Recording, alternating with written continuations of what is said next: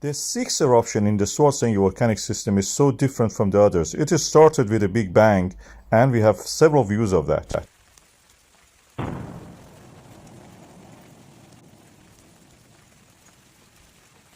We could see when it is coming through the tremors charts and the earthquakes models that we have, showing the depth and the location. It was very northerly, unlike the previous eruption, which was between Blue Lagoon and Green Lagoon. This one was the north of the Blue Lagoon.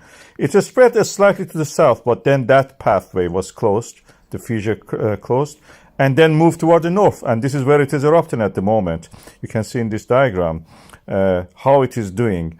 And the northerly location of this eruption was close to the plate boundary. This is the analysis that I published previously. As you can see, that this is on the very old, 2,000-year-old fissure of the Svartsengi, which is now reactivated through this eruption. We can see the plate boundary here and the location toward the north of the Stora Skogfjell.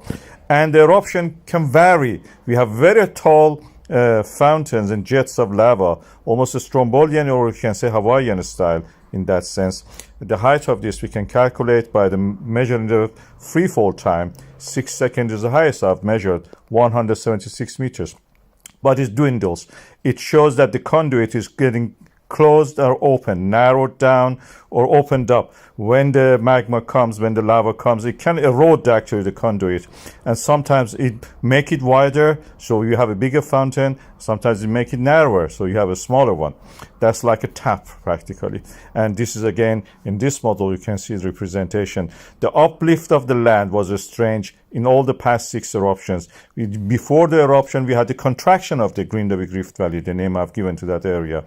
And this is what we don't expect. We expect the extension. This is the transform fault extending the, transferring the movement through the earthquakes, pulling a part of the Eurasia and Americas. But what we see here is a contraction. Contraction can be due to something that I interpret as the extension of the magma reservoir, and practically like a prostate gland pushing against the Rift Valley and moving it.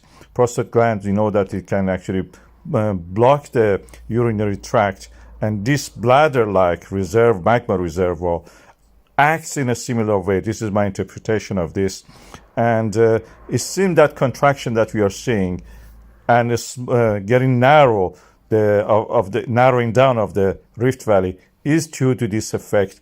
When the eruption happens, it goes back to normal.